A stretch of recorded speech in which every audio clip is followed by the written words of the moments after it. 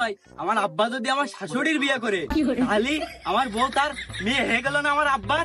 আর এদিকে আমি তো তার ছেলে আগের থেকে আছি, তাহলে আমরা দুইজন ভাই বোন হয়ে গেলাম না?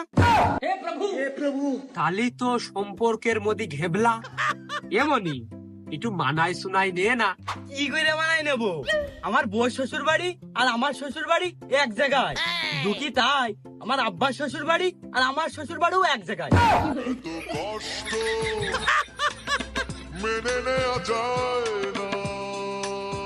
আমার যদি ছেলে পেলে হয় তাহলে আমার আব্বার দাদা কবে না নানা কবে, আর আমার আব্বার যদি ছেলে পেলে হয় তাহলে আমার মামা কবে না দুলোভাই কবে।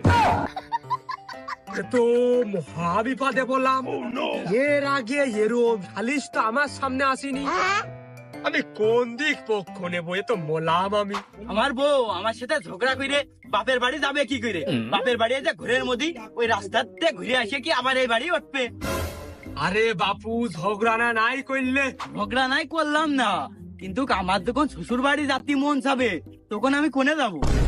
আরে যা তুই আমাদের বাড়িতে আসেন যা তোর পাশ। এক তো রান্ধো না, খালিশ করে পোল্ট্রি ছাপিয়ে বেড়াও। আমার বাড়িতে আমি মূল্য খাবো? কেন তোর ঢুক পিঠা বানাত কোবানে? ধূপ পিঠে নাই শীতকালে বানাইলে, গরমকালে আমার কি হবে? পাঠান পিঠা বানাবানে? আচ্ছা এই পর্ব গেল, তা আমার আব্বার আমি আব্বা কব না শ্বশুর কব? তো পাইয়ে দিলাম না। এ তো আমি কি কঠিন প্রশ্নের সম্মুখীন হলাম রে। তুই একবার একটু ডেডি কদিনি। আমি নাই রেডি করলাম।